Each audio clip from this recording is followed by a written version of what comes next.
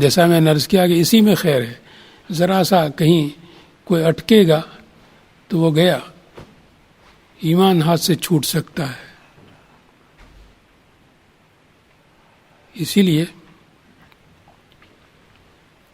جیسا میں نے اس دن پرسوں عرض کیا تھا کہ علامہ ذہبی اور ابن تیمیہ یہ ہم عصر ہیں. تو علامہ ذہبی دیکھتے رہے ابن تیمیہ کے اتار چڑھاؤ کو،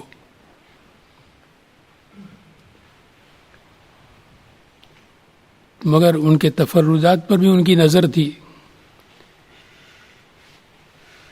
ان کے علوم کے بھی وہ قائل، بہت تعریف لکھی بھی ہے ان کے حالات میں بھی انہوں نے، مگر معاصر تھے، ساتھی تھے، ایک زمانے میں تھے، ایک دوسرے سے تعلق تھا.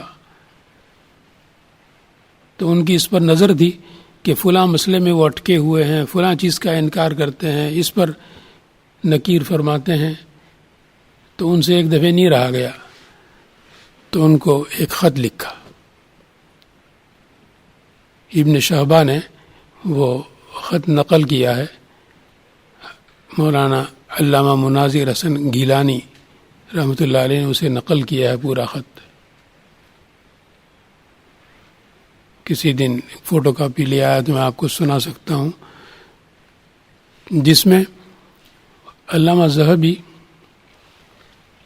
اتنے بڑے امام کو جن کو سلفی اپنا امام مانتے ہیں انہیں ڈانٹ رہے ہیں کہ یہ علم کلام کے پیچھے تم پڑے اور اس کے لیے تمہیں فلسفے کی ضرورت پڑی، تو فلسفہ تم نے اتنا پڑھ لیا کہ اس کی وجہ سے تمہارے دل و دماغ پر وہ فلسفہ ہی چھا گیا.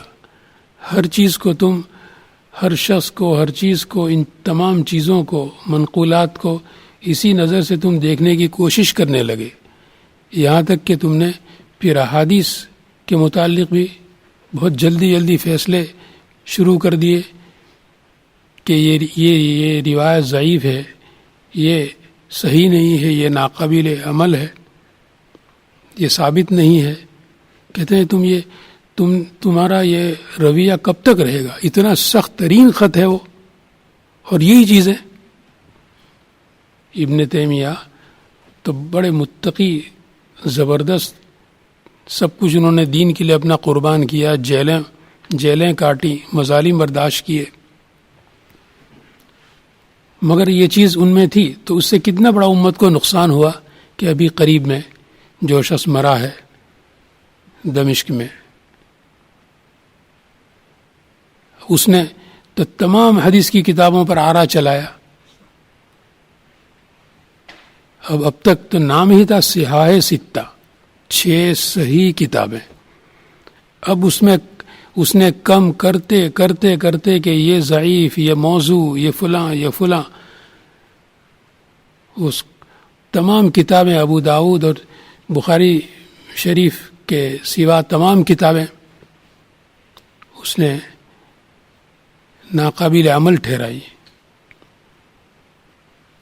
کہ اس میں اتنی ساری روایات، یہ اب تک صدیوں، کتنی 1000 سال سے زیادہ گزر گئے، امت اس پر متفق تھی، اس نے کہہ دیا آگے، اور اس کے ماننے والے پیدا ہو گئے.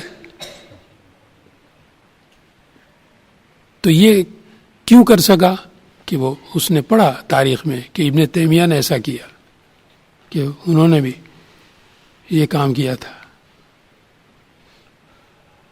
تو یہ چیز پھر بعد میں، یہ چیزیں بعد میں بھی اگتی ہیں. جو ایک بیج پڑ جاتا ہے، اچھا بیج پڑ جائے تو ہدایت پھیلتی ہے، برا پڑ جائے تو اسی سے گمراہی پھیلے گی.